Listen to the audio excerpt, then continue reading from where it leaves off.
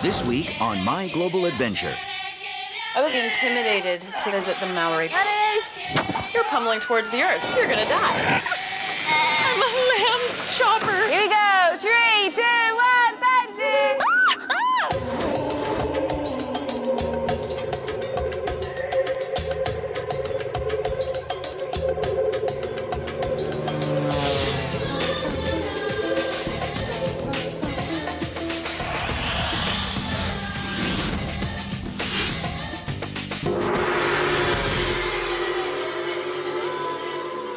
It's spring in New Zealand and day 147 of our adventure.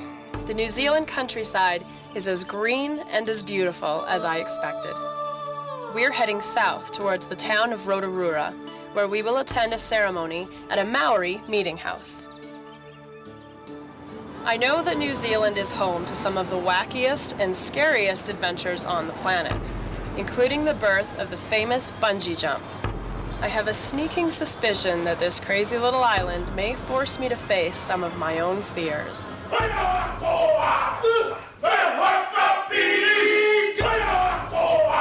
was actually intimidated to go visit the Maori because I was really intrigued by this culture, but I don't know enough about them to know what I want to ask them. And I was worried that I was going to blow getting to meet such a great culture by just not being prepared for it. Just a tip for you this evening, just keep your eyes on that warrior. Luckily, our Maori guide, Meona, is very helpful with her specific instructions. Just in respect for what's been done for you. In Maori culture, it's the men who do all the talking. So in preparing us to meet the chief in a typical Maori welcome challenge, our director, Tom, becomes our chief. Now, the word wero simply means to cast a spear. And what he's actually trying to determine is whether or not we're all coming in peace. So he's going to cast a spear at us? That's what the wero means. The word wero, cast the spear. I'm kind of glad he's being the chief today. Yeah. That's a good deal.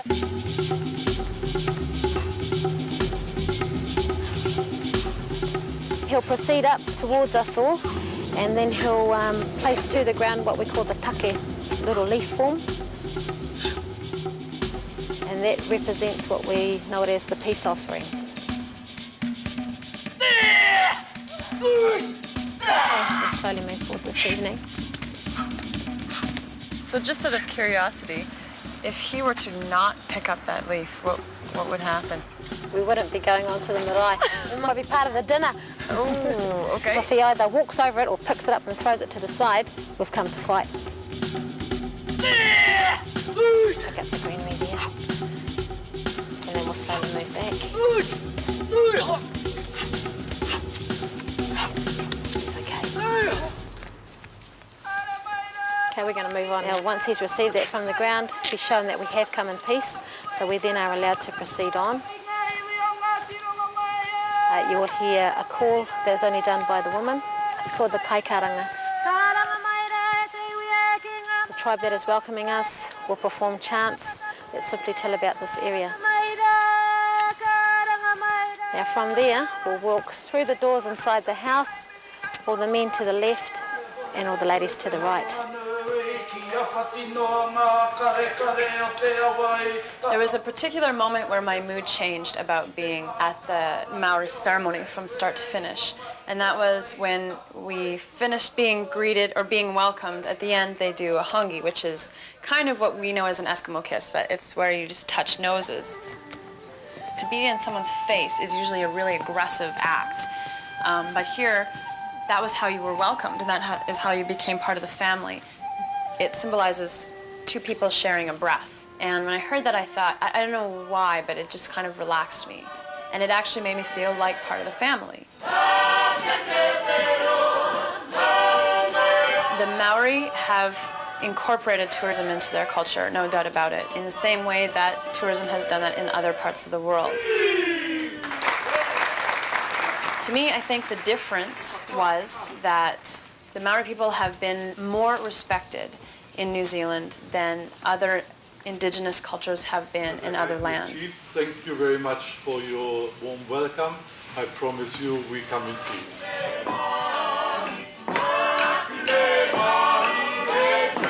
And therefore they still have their dignity, they still have their sense of place, they still have their position in New Zealand society.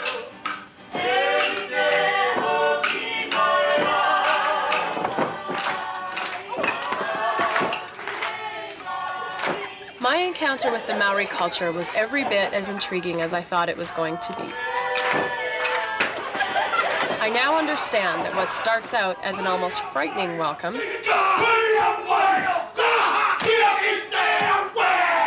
is really a reflection of the fierce pride they feel for their culture.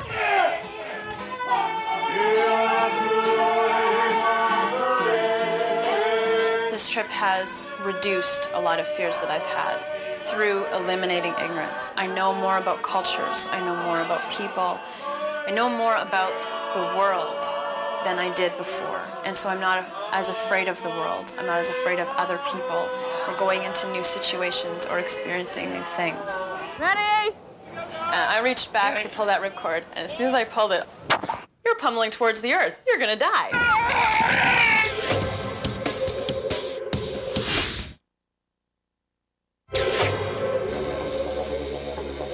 New Zealanders have created some of the wildest and most extreme adventure sports on Earth. I'm about to experience swooping and zorbing.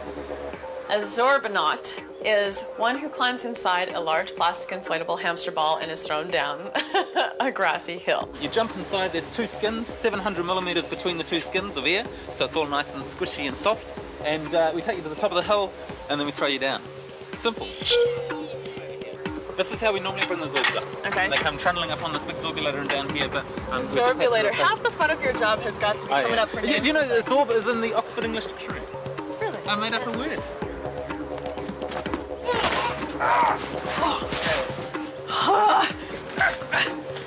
I'm about to be zorbified. This is insane. Okay. Okay, you right? I'm ready. You sorted? Oh my lord.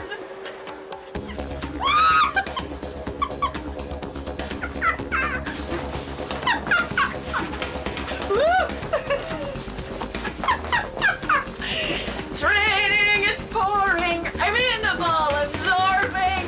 Oh.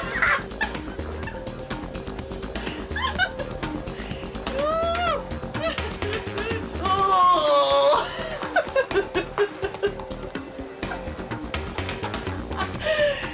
Oh. Oh. That was weird. I'm always up for a good challenge. When Andrew told me that no one had run from the top of the hill to the bottom of the hill inside the wet zorb without falling, I was like, till now. Okay.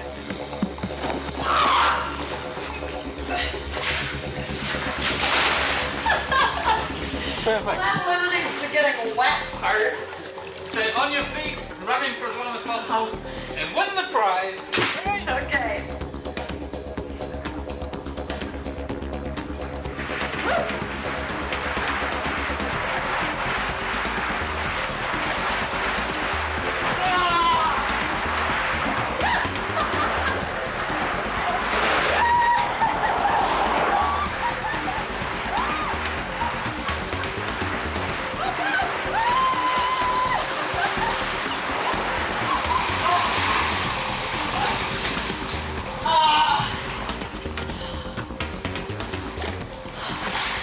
I was so sure I had it that time I was one with the Zorb. And then it all fell apart. Oh, this is the funnest failure I've ever had. Okay, so we went zorbing, and it was way too much fun. We figured the only way to follow something that cool would be to follow it with something this cool. 3, 2, 1. Swooping is becoming the stone in a human slingshot. Bing! I'm pumped. Excellent. It is basically two cables hung from towers that you get inside this like gunny sack thing. You're hooked up to them. Notice the cables are kind of rusty and frayed. You're cranked up on one end. Alrighty then. Okay, this is about high enough now. Thanks. Yeah, okay, and I am so scared of heights, I just found out. I was ecstatic that Roger had the opportunity to do it. And frankly, as sound guy, the poor guy sits from the ground most of the time and watches me do all the cool stuff. Pretty up here. They should have gaffer taped this camera in my hand, because I'll be letting go of it. No, you wouldn't let go. I was under the delusion that swooping was going to be really easy and it wasn't going to be scary at all. As we kind of got higher and higher and higher, I thought, this is starting to look kind of a little freaky. We love New Zealand. I'm scared. I was not prepared. I'm terrified. I can't do this a second time. I cannot. Jeez.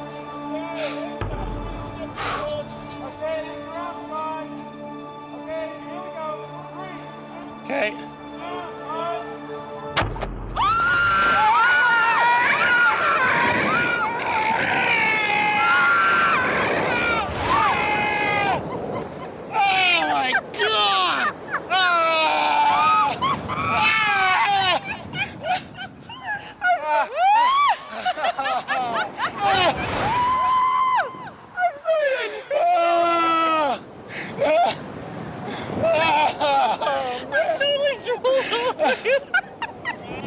This is fun. Let's do it again. Yeah, spend all day doing this. That was way scarier than it looked like it was gonna be. Oh, it's way scarier than it looks. Is that right? That's awesome. I'm gonna do it again and again and again.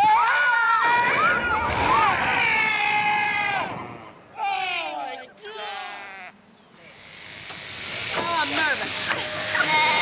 I'm a lamb chopper.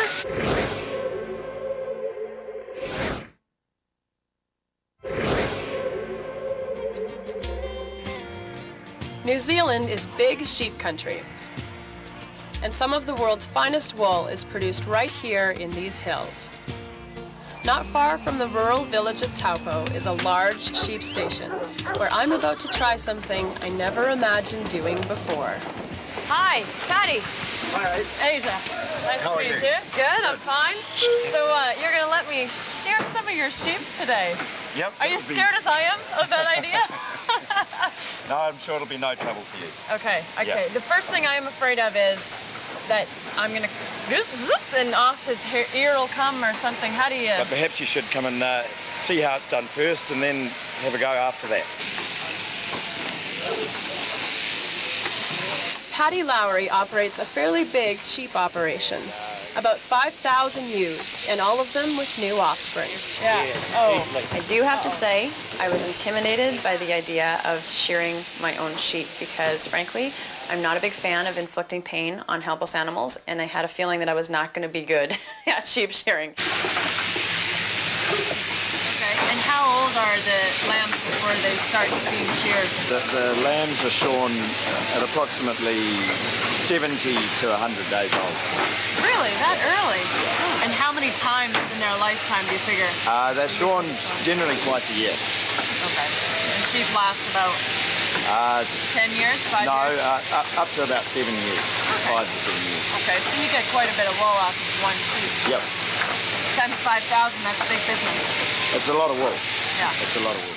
A lot of work for the skilled hands of a shearing contractor, like Dawn. They're going to allow me to hold one of those. I'm a little nervous about it. It looks like something you could hurt a sheep doing pretty easily. Yeah, you can do. Yeah. Oh. Easily. Uh-oh. Yeah. So you've got a comb and a cutter, Yeah. and the cutter goes backwards and forwards, and that cuts the wool. But if you haven't got the comb right, it will cut the skin too. And before you put weaponry in my hands, let me see how the experts do it. Sheep shearing is an apprenticed trade in New Zealand, and workers learn on the job. Sheep hands categorize the quality of the wool right here on the floor, sweeping the good from the bad. Shearing the lambs costs almost as much as the wool is worth, about $3 New Zealand a kilo. Okay, so the first challenge of this is that, of course, as is always the case with this show, I'm left-handed and the world is right-handed, so I'm going to have to do this right-handed. All right. Just like that? Got the hen feet.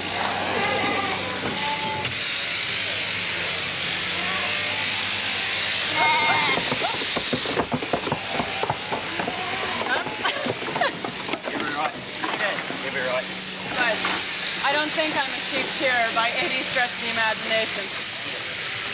Don't hit that. Oh, I'm nervous. When the sheep was brought out, we held it, and I went at it, and I thought, okay, I'm catching on, I'm catching on. Just walk forward.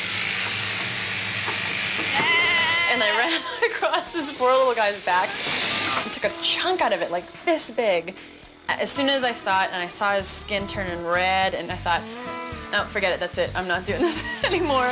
No, I knew this before we got here that this was going to be a little tricky to do. I'm a lamb chopper. And it makes me sad. I was afraid to hurt this lamb. You might, sorry, buddy. Leave you in the hands of professionals to finish you up.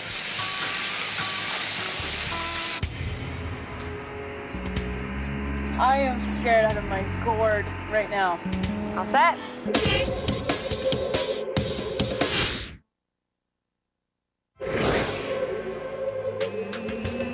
We're near the village of Taupo, not far from the Waikato River, and I'm about to find out what our web audience has chosen as my physical adventure in New Zealand.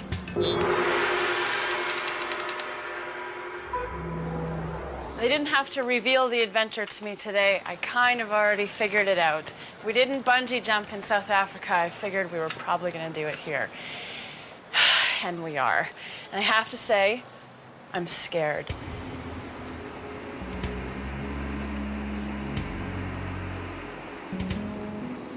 Hello, Freddie. Good day, Asia. How are you? Good, thank you. Good, Welcome to Taupo Bungee. You can let go now. So I'm trying to calm down, but I'm actually pretty nervous. How high is this? This is 47 meters above the mighty Waikato River. Really, sort of the only pertinent question is, like, have you lost anybody? Not today, so you're in luck. She thinks it's funny. She thinks she's funny. You've got a choice of going forwards, backwards, and we can actually dip you into the water as well if you want. Right. Which I thoroughly recommend. How about not going at all? Bungee jumping was the single most symbolic thing that I could do at this particular time of my life. For me, it was a representation of the fact that so many times in my life, I've stood as a spectator on the edge and I have never jumped in, as often as I wanted to. No more standing on the shore. I want to dive in now. And I can't think of a freakier, more substantial way to do it than bungee jumping. So as scared as I am of it, I have to do this. I have to. How are you? Oh, nervous as all heck. Anastasia. Yes. Cool. Have a seat, please. All right. Hi there. Hi. Just move over this Okay. button. Put your feet through the loops here. Lovely. Is this your first time, Anastasia? It is? Yes. Would you like to touch the water? No, just because I have this. Wow, that's tight. I heard that was waterproof. This? Yeah. You know what? I don't really care what happens to the camera. Just make sure I live. 1, 2, and 3 jump Buttons and systems. bodies up. Right, hands is good. Look through carabiner, carabiner, lock, double it, wings, tube, 1, 2, 3, recoil, And rigging is checked. Okay, Anastasia, what you're going to do, you're going to take small steps out to the black footprints. Okay. Put your toes onto the whiteboard, okay? Standing nice and tall. Say 3, 2, 1, bungee. All you have to do is lean forward, okay? Mm-hmm. Just don't grab hold of the bungee cord, okay? All right. Oh my God. Here's that little guy in your pants. Okay, hold on. Oh my God, this is totally freaky. I am scared out of my gourd right now. Okay. All set? I was trying not to think about it, because the more I think about it, the worse it's gonna be, and I knew that. And I had watched a guy before me hesitate repeatedly, and I was standing back there thinking, oh, he's just making it worse, because he would sort of, and he would stop, and it just, you could feel the inertia. And I thought, as soon as she counts, 1, 2, 3, bam, I'm gonna go. Okay. Ready? Here we go. 3, 2, 1, bungee!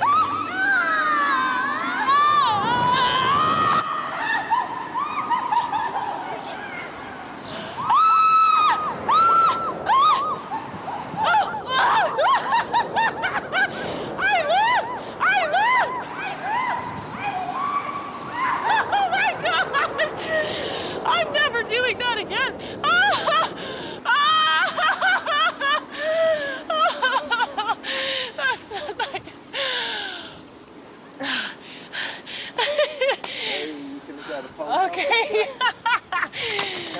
Bungee. Oh my God.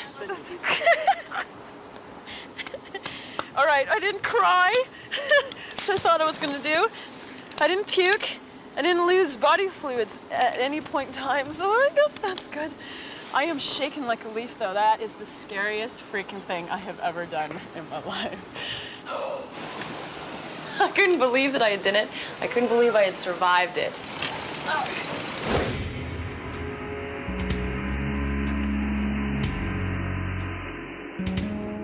There was like 4 or 5 second period there that's just gone. And all of a sudden I was just falling. And it happened so fast, like your movement is so fast, you don't really get a chance to focus on anything. I'm sure sometime when I'm like 40, I'll wake up at 3 in the morning with some kind of recurring nightmare about it. But as it stands now, I really don't remember it.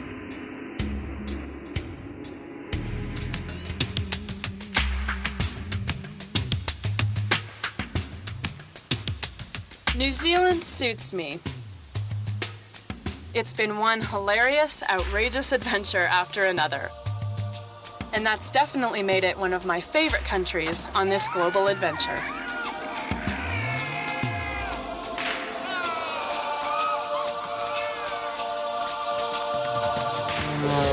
Coming up on My Global Adventure. It was a mood of togetherness with these people, but for a very different purpose, for yelling out into the silence. Where are these children?